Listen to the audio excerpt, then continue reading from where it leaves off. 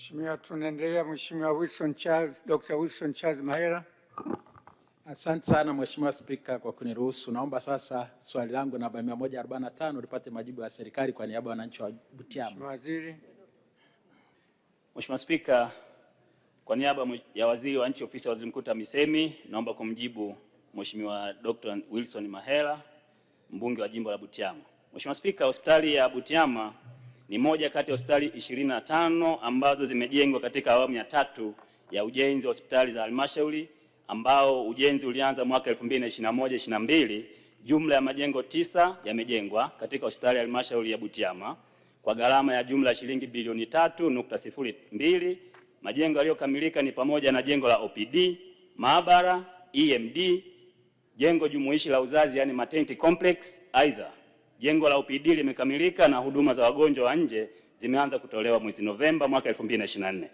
Mheshimiwa Spika, katika mwaka wa fedha 2026/27 hospitali ya halmashauri ya wilaya Butiama imetengewa jumla ya shilingi milioni 500 kwa ajili ya ukamilishaji wa majengo yaliyosalia. Mheshimiwa Spika, serikali itaendelea kutenga bajeti kwa awamu kwa ajili ya ujenzi wa miundombinu muhimu katika hospitali ya halmashauri ya wilaya Butiama. Mheshimiwa Spika, naomba kuwasilisha. Dr. Mahela. Asante Mheshimiwa Spika, napenda kuchukua nafasi kwanza kuishukuru serikali kwa kutenga fedha kwa ajili ya ukamilishaji wa majengo 7 ambayo yanaendelea kujengwa kwa sasa.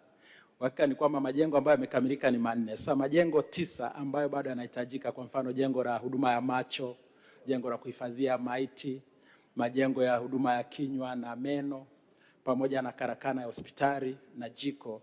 Haya ni majengo muhimu sana ambayo yanahitajika. Sasa je, serikali ina mkakati gani kuongeza kasi kuhakikisha kwamba wananchi wa Butiama majengo haya yanakamilika ili waweze kupata huduma nzuri ya afya? Lakini swali la pili, naomba Mheshimiwa Waziri, ikiwezekana mwezi wa 7 tuambatane na wewe uende kuangalia hali halisi ya ujenzi wa hospitali ya wilaya ya Butiama. Asante.